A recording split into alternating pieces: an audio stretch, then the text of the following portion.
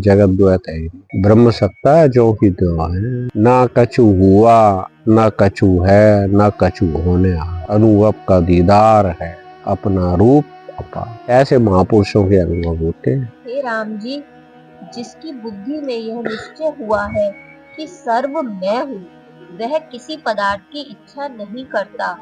हे राम जी, शुद्ध तत्व जो सत्य असत्य जगत के मध्य भाव में है, उसका हृदय से आश्रय करो, और जो भीतर बाहर जगत दृश्य पदार्थ है, उनको मत ग्रहण करो। जिसको अपने स्वरूप का स्पष्ट प्रत्यक्ष रूप में अनुभव हो गया, वो क्या इच्छा करेगा?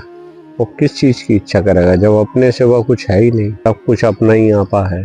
व्यवहारिक जगत की बात अलग है, व्यवहार में दिखता वो हाय सीते हाय लक्ष्मण, बाकी हृदय से तो उसकी सारी इच्छाएं समाप्त हो चुकी, क्योंकि संतुष्टि उसकी अपने स्वरूप में हो गई। बाहर के छोटी मोटी चीजों का अगर लेता देता दिखता भी है तो उसका लेना देना सब ऐसा है जैसे जल में लकीर है ऐसा, पानी में लकीर है ऐसा। अज्ञानी का जो होता है वो होता है पत्थर की लकीर जैसा, और ज्ञानवान का व्यवहार ऐसा होता है पानी में लकीर जैसा, क्योंकि वो अपने स्वरूप में स्थित है। तो उसकी सत्य बुद्धि किसमें है? अपने स्वरूप के सिवा उसका कुछ नहीं भासता है। जो भी व्यवहार होता है जानता है गुड़ी गुड़ों में बरतते हुए, इंद्रियों के द्वारा सब इंद्रियां अपने अपने अर्थों में बरत रही है, और वह शुद्ध अहम में जो स्थित है वहाँ तो ना कर्तापन है ना भोक्तापन है, इसलिए अकर्ता और अभोक्ता है। इसलिए कहते हैं ना, ज्ञानी की गत ज्ञानी जाने क्या मूड पहचाने। जो अज्ञानी होगा वो तो ज्ञानी को भी क्या सोचेगा, बोले ये तो हमारी तरह शरीर है। अरे जब तक शरीर है तब तक शरीर का व्यवहार करना पड़ेगा, लेकिन ज्ञानी जिसमें जागा हुआ है वो अज्ञानी के लिए रात्रि के समान है, और जिसमें अज्ञानी जागा हुआ है वो ज्ञानवान के लिए रात्रि के समान है। अज्ञानी समझ नहीं सकता, कल्पना नहीं कर सकता कि ज्ञानी